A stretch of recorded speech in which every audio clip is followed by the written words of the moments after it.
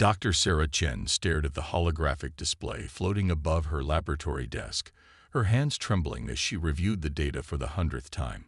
The genetic analysis was undeniable.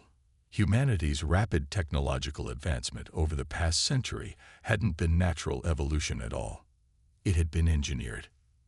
The secret laboratory deep beneath the Antarctic ice shelf hummed with energy as quantum computers processed centuries of human genetic data. Sarah's discovery had started as a routine investigation into humanity's accelerated technological growth since the first contact with the Galactic Council 50 years ago. What she found instead was evidence of deliberate genetic manipulation dating back thousands of years. "Director Matthews, you need to see this," Sarah called out to her superior, who was reviewing reports at a nearby workstation. The older woman adjusted her glasses, a deliberately archaic gesture that belied her augmented vision, and walked over to Sarah's station. "The markers are clear," Sarah explained, expanding the holographic display. "These genetic sequences, they're not random mutations. They're designed to activate in response to specific technological thresholds. The Council didn't just find us. They created us as an experiment." Director Matthews' face hardened as she studied the data. How long? At least 20,000 years. They'd been seeding our development, watching us struggle, treating us like lab rats. Sarah's voice cracked with anger. All those times they've denied us membership, called us primitive. They were just watching their experiment play out. The laboratory's quantum communication array suddenly pulsed with an incoming priority message. A holographic projection materialized, showing Admiral James Chen, Sarah's father and the head of Earth's defense forces. "Helen, Sarah," he nodded to them both, his expression grave. "The Council just issued new research permits for their ships to conduct deep space surveys in our solar system. Our sensors show they're positioning weaponized platforms disguised as research stations." Director Matthews straightened her back. "They know we've discovered their manipulation. They're preparing to contain us." "Worse," Sarah interjected, sending her father the genetic data. "These new sequences we found. They're designed to activate when we reach Class 3 spacefaring status. Dad, they're planning to trigger forced genetic changes in our entire species." The Admiral's hologram flickered as he reviewed the data, his jaw clenching. "The Council meeting is in 6 hours. They're expecting our usual diplomatic team to petition for membership again." He looked at Sarah intently. "How would you like to present your findings instead?" 3 hours later, Sarah stood in the gleaming council chamber on Europa Station, Earth's furthest diplomatic outpost. The assembled alien representatives lounged in their environmental pods, their various physiologies requiring different atmospheric conditions. At the center, High Counselor Zach Still, a being of pure energy contained within a crystalline matrix, pulsed with barely concealed disdain. "Dr. Chen." The High Counselor's translated voice echoed through the chamber. "Your accusations are both preposterous and dangerous. The Council has nurtured humanity's development, protected your species from external threats. We have been your guardians." Sarah loaded her data onto the chamber's main display. "Guardians don't experiment on their wards, Counselor. These genetic markers prove deliberate manipulation of our species. You didn't protect us. You engineered us, presumably to study how a species develops under controlled conditions." The chamber erupted in multilingual chaos as various council members began speaking at once. Zach Still's crystalline form pulsed rapidly, a sign of agitation. "You cannot possibly understand the complexities of galactic civilization management. Everything we have done has been for the greater good." "The greater good?" Sarah's laugh was bitter. "Like the research vessels you're positioning around our system right now. The ones carrying enough firepower to glass our planet." Silence fell over the chamber. Zach Still's form pulsed slowly, dangerously. "If humanity has become aware of certain security measures, perhaps it proves you are not yet ready for the responsibilities of full council membership." Sarah straightened her back, thinking of the genetic triggers waiting to be activated. of the countless generations of humans who had been nothing but test subjects in a vast experiment. "You're right about one thing, Counselor. We're not ready for Council membership." She activated her quantum communicator, knowing similar scenes were playing out in council chambers across the galaxy as Earth's diplomatic corps delivered the same message simultaneously. Humanity formally withdraws from all council treaties and protocols, effective immediately. We also present evidence of your genetic manipulation program to every spacefaring species in the galaxy. You didn't just experiment on us. You did it to them too. The chamber's security fields hummed to life as council guards moved to surround her. Sarah smiled, knowing that humanity's hidden fleet was already moving into position throughout the solar system. The guards raised their energy weapons, but Sarah stood her ground. "You thought you were creating the perfect experimental subject," she said, her voice carrying across the chamber. "Instead, you created your worst nightmare, a species that learned to survive against all odds, that turned every hardship into an advantage, that never forgot how to fight back. You wanted to study human development." Her smile turned fierce. "Study this." Throughout the solar system, humanity's hidden defenses activated, revealing technologies that combined Earth's primitive innovations with reversed engineered council tech. The experiment was over. The test subject was now the challenger. And the galaxy would never be the same. Commander Maya Rodriguez stood at the viewport of humanity's most closely guarded secret, Project Oracle. Hidden within a hollowed-out asteroid in the Kuiper Belt, the facility stretched for kilometers through the space rock's interior. Below her, thousands of engineers and scientists worked on machines that would make the Galactic Council realize their greatest mistake. "Status report," she commanded, her voice carrying across the facility's advanced command center. The holographic displays surrounding her workstation showed real-time updates from Earth's hidden shipyards scattered throughout the solar system.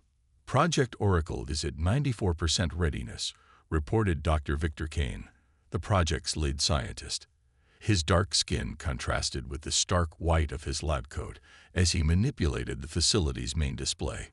"The quantum kinetic hybrid drives are performing beyond expectations. Turns out combining our primitive nuclear technology with their quantum matrices created something entirely new." Maya nodded, studying the massive ships taking shape in the construction base. Unlike the sleek, standardized designs of council vessels, humanity's warships were brutal and efficient. They combined the best of Earth's primitive technology with reversed engineered council tech in ways the aliens had never imagined. "The Council's orbital platforms are nearly in position," announced Lieutenant Sarah Wong from her tactical station. "They still think their stealth fields make them invisible to our sensors." Maya allowed herself a grim smile.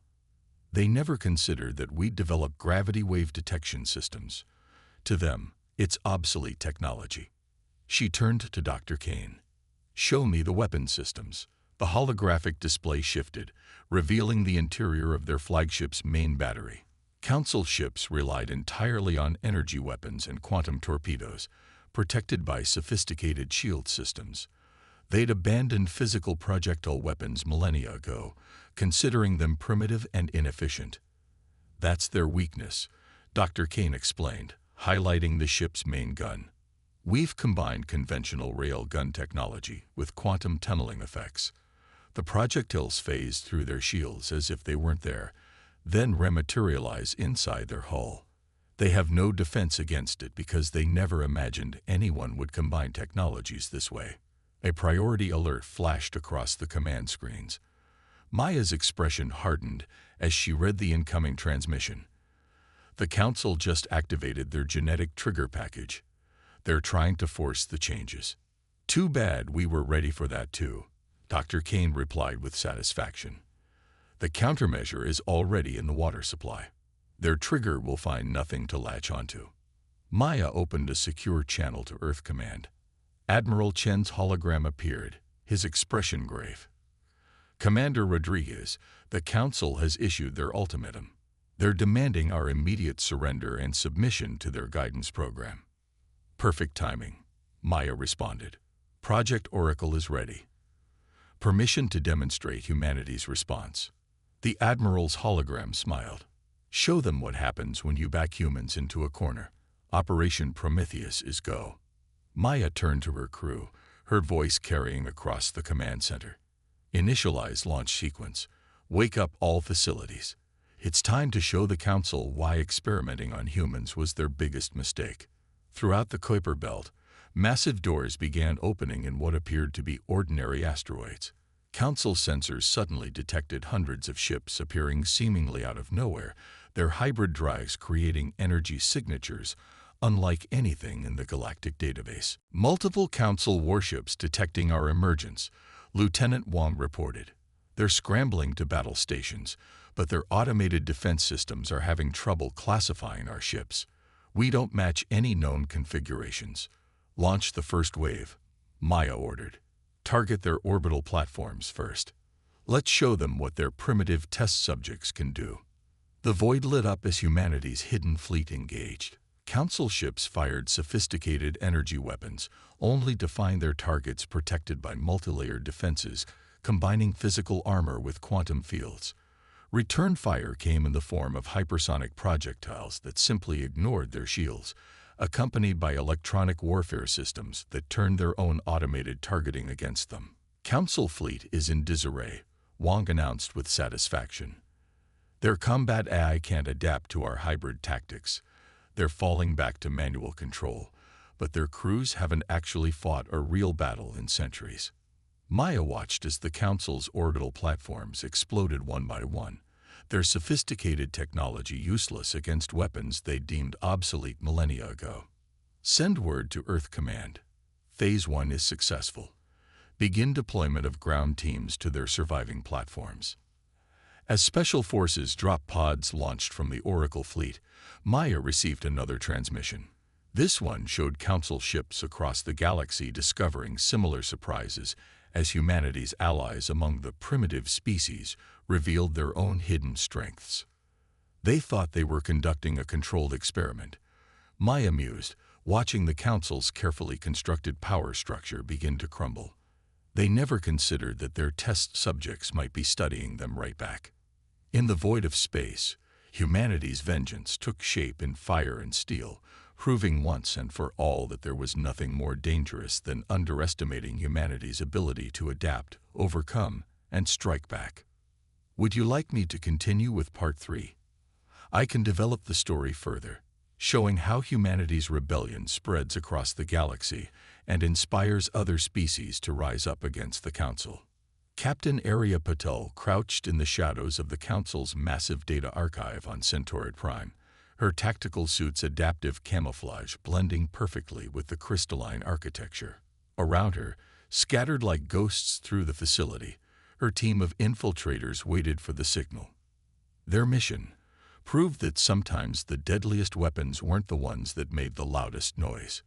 Ghost lead to all units, she whispered into her neural comm. Status check. Ghost 2, in position at primary core. Ghost 3, security hub accessed. Ghost 4, quantum transmission array ready. Arya smiled beneath her stealth mask. The Council's mighty archive, housing the collective knowledge of 1,000 species, protected by the most advanced security systems in the galaxy, and none of them had detected 12 humans walking right through the front door. They're so dependent on their quantum scanners and AI systems, she vocalized to her team. They never thought to install basic motion sensors or pressure plates. Begin Phase 1. Throughout the facility, her team activated devices that would have made any Council technician laugh if they could detect them. Simple electromagnetic pulse generators, mechanical signal scramblers, and analog recording devices. Technology so old it was invisible to modern security systems. Look at their network architecture, Ghost 2 reported, his voice tinged with amusement. Everything's quantum linked. No physical connections, no hard lines, no manual overrides. One hit with an EMP cascade, and their entire system crashes. Arya finished. Initiate quantum virus upload. The virus was humanity's masterpiece of hybrid warfare. It used quantum computing principles the Council understood, but delivered its payload through old-fashioned computer code they'd dismissed as obsolete centuries ago. Their automated defenses, programmed to detect quantum-based attacks, never saw it coming. Virus uploading. Ghost 3 confirmed. Their AI security is... Wait, something's wrong. They're starting to detect the intrusion. Area tensed, but before she could respond, a new voice cut across their comm channel. This is Control. Contingency Omega authorized. Execute Protocol 0. Aria's eyes widened behind her mask. Protocol 0 was their absolute last resort. A tactic so audaciously simple no advanced civilization would ever expect it. Acknowledged. Control. Team. Go analog. From their hidden positions, each team member pulled out devices that would have looked more at home in a museum than a high-tech infiltration. Mechanical timers, chemical explosives, and simple radio transmitters. As the Council's quantum security systems frantically searched for digital threats, humanity responded with springs, gears, and gunpowder. The first explosion was perfectly timed with a power surge in the facility's quantum core, masking it from sensors. The second knocked out the backup systems. By the third, chaos reigned as Council security forces found themselves unable to communicate through their quantum networks. Their entire command structure relies on quantum links, Aria observed, watching Council guards running in confusion through the smoke-filled corridors. They can't even fight effectively without AI tactical support. Ghost 2 here. Primary core accessed. Beginning data extraction. While Council forces searched for sophisticated infiltrators, Aria's team worked with practiced efficiency, using portable drives to download centuries of classified data. The Council's darkest secrets, genetic manipulation programs, suppressed technologies, hidden histories, all of it copied by humans using technology the Council considered primitive. They're trying to lock down the facility, Ghost 4 reported. Quantum shields are... Wait. He paused, then laughed. They can't activate their security protocols because we destroyed all the quantum links. They never installed manual controls. Control, this is Ghost Lead. Area transmitted. Package secured. Beginning Phase 2. Across the facility, more explosions rocked the structure, not to destroy, but to cover their tracks. As smoke filled the halls and confusion reigned, 12 shadows slipped away, carrying the Council's most closely guarded secrets. Hours later, aboard their stealth ship in deep space, Aria reviewed the stolen data with growing satisfaction. Control, preliminary analysis confirms it. We have everything. Proof of genetic manipulation programs on 57 species, records of suppressed technologies, evidence of Council members violating their own laws. Excellent work. Ghost Lead. Control responded. Transmit the data to all civilian networks in Council space. Let's show their citizens what their leaders have been hiding. As the information began spreading across the galaxy, Aria watched the first reports of chaos erupting on Council worlds. Citizens discovering they'd been manipulated for millennia.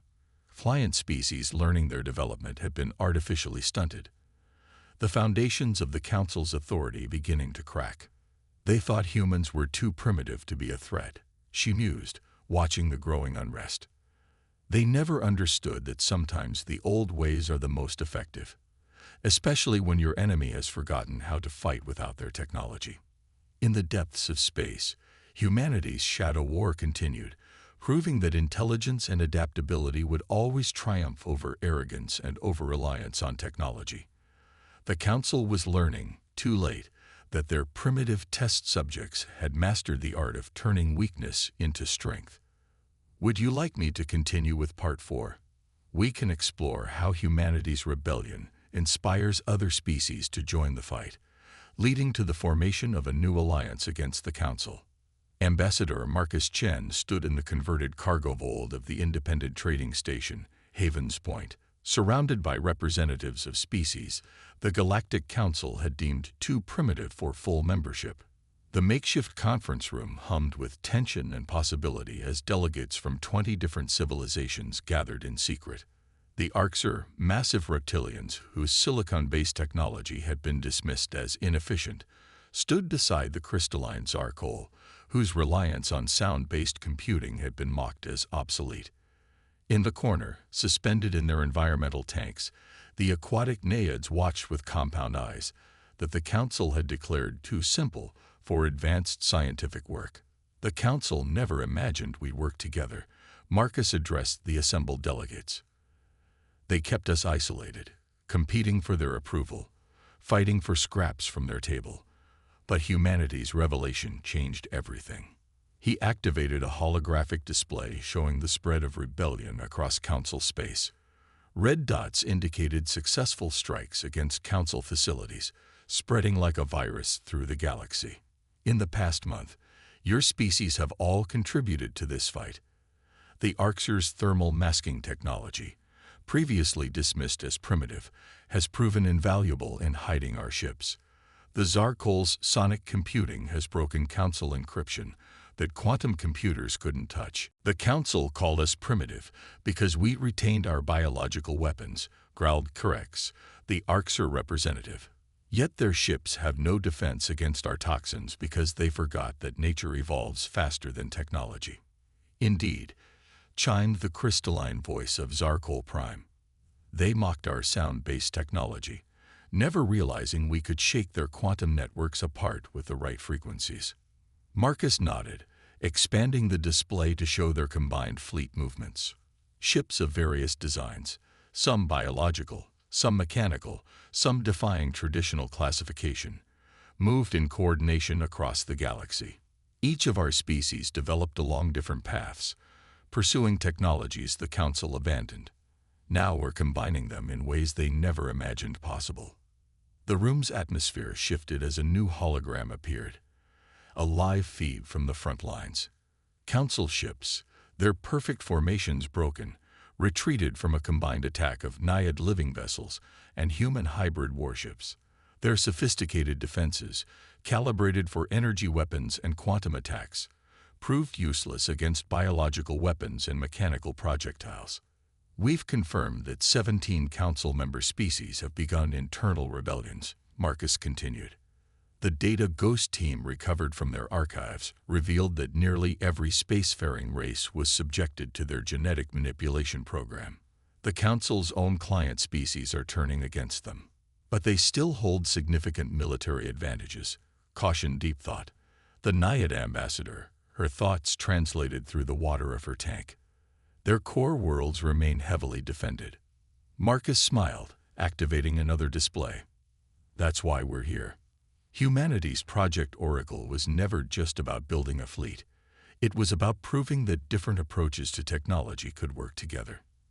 Now it's time to take that principle to its logical conclusion. The hologram showed a massive construction project hidden in deep space, a hybrid shipyard combining technologies from all their species. The Council thought keeping us divided would keep us weak. Instead, they created 20 different paths to advancement, 20 different ways to solve the same problems. Now we're combining those solutions. The assembled delegates watched as the first ships emerged from the hybrid shipyard. They were unlike anything the galaxy had seen. Vessels that combined Orcs' biological components with human mechanical systems, powered by Zarkol sonic drives, protected by Naiad living shields. The Council built their power on standardization, Marcus declared. Everything had to follow their approved path of development. But they forgot something fundamental about evolution. The most successful species aren't the strongest or most advanced. They're the ones that can adapt. As if to emphasize his point, alarms suddenly blared throughout the station. Council fleet detected, announced the station's eye. Multiple dreadnoughts on approach vector. But instead of panic, the assembled delegates shared knowing looks. Marcus calmly activated the station's communications. All ships, execute protocol Babel. Outside, their combined fleet moved into action. Council commanders, expecting standard combat formations, found themselves facing biological weapons launched from mechanical ships. sonic attacks amplified by crystalline arrays, and physical projectiles guided by living targeting systems. They thought forcing us to develop along different paths would keep us weak. Marcus observed as the Council fleet fell into disarray, unable to cope with the combination of technologies their doctrine had dismissed. Instead, they created the perfect conditions for innovation. Every primitive solution we developed, every inefficient technology we preserved, they're all pieces of a puzzle the Council never saw forming. In space, the battle continued, proving that the combination of many primitive approaches could overcome even the most advanced standardized technology. The Council was learning, too late, that true advancement came not from following a single path, but from embracing diversity in all its forms. The massive Council chamber on New Terra, once a symbol of humanity's subjugation, now served as the command center for the Alliance's final push. Admiral Sarah Chen, her father's uniform stars now adorning her own collar, stood before representatives of 23 former primitive species as they watched the greatest fleet in galactic history move into position. The Council has retreated to their core systems, she announced, the holographic display showing the remnants of the once mighty Galactic Council's forces clustered around their homeworld. They've activated every automated defense system, every quantum weapon platform, every technological advantage they've accumulated over millennia. Let them hide behind their technology, rumbled Curex, the Arxer war chief. They've forgotten that nature's weapons evolve faster than their defenses. The combined Alliance fleet was a sight that would have horrified any Council engineer. Organic ships grown by the Naiads flew alongside human hybrid vessels, their hulls protected by crystalline matrices that channeled Zarkol sonic energy. Weapons that mixed biochemistry with mechanics, guided by artificial intelligence that combined quantum computing with organic neural networks. We've received their final transmission, reported Commander Rodriguez, now Sarah's second-in-command. They're demanding our immediate surrender, claiming that primitive species lack the responsibility to handle advanced technology. A ripple of dark amusement passed through the chamber. Sarah allowed herself a grim smile. Show them our response. Throughout the Alliance fleet, crews moved to battle stations, but unlike the Council's automated systems, each ship maintained manual backups, redundant controls, and multiple ways to accomplish every task. They had learned from humanity's example. True strength came from adaptability, not standardization. All ships, execute Operation Genesis, Sarah commanded. The battle began not with energy weapons or quantum torpedoes, but with a barrage of primitive attacks the Council had dismissed centuries ago. Arxer bioweapons carried by simple ballistic missiles slipped through quantum shields designed to stop energy attacks. Zarkol sonic pulses transmitted through crystalline arrays shattered the delicate quantum networks the Council relied on. Their automated defenses are already failing, Rodriguez reported with satisfaction. They can't adapt their responses fast enough to counter our combined technologies. But the Council had one final card to play. Their massive quantum core, the source of their technological supremacy, began pulsing with unprecedented energy. They're attempting a mass genetic trigger, warned Dr. Kane from his science station. They're trying to force evolve every primitive species at once. Sarah's expression hardened. Now, Doctor. Throughout the Alliance fleet, crews activated devices that combined human genetic science with Naiad biological manipulation and Zarkol harmonic technology. The Council's genetic trigger wave hit this combined defense and shattered, its carefully engineered changes disrupted by technologies they had dismissed as obsolete. All ships, advance, Sarah ordered. Show them what true evolution looks like. The Alliance fleet moved forward like a living organism, each species' ships complementing the other's strengths. When Council weapons adapted to one form of attack, the Alliance simply switched to another. Physical weapons became biological, became sonic, became quantum, flowing between states in ways the Council's rigid doctrine couldn't comprehend. On the Council homeworld, chaos erupted as their carefully constructed technological society began to crumble. Without their quantum networks, Without their automated systems, without their AI assistants, they found themselves facing opponents who had never forgotten how to fight, think, and adapt manually. Their central defense grid is down, Rodriguez announced. Their remaining ships are surrendering. Sarah watched as, one by one, Council vessels went dark, their crews realizing the futility of resistance. On the surface, citizens who had lived in synthetic luxury for generations found themselves facing a truth their leaders had tried to hide, that their perfect society was built on the suppression of alternative paths to advancement. Hours later, Sarah stood in the Council's own chamber, facing the remnants of their leadership. "You thought you could control evolution," she addressed them, her voice carrying across the vast space. "You thought by limiting us to primitive technology, you could prevent us from threatening your power. But you forgot the most fundamental law of nature. Adaptation always finds a way." The peace treaty that followed wasn't just a transfer of power. It was a recognition of a new reality. The alliance established a new galactic order based not on standardization, but on diversity, not on suppression, but on cooperation. Each species would be free to develop along its own path, combining technologies in new and unexpected ways. "They called us primitive," Sarah mused, watching the sun set on a new era of galactic civilization. "But they never understood that embracing our primitive nature, our ability to adapt, to change, to combine different approaches, was what made us strong."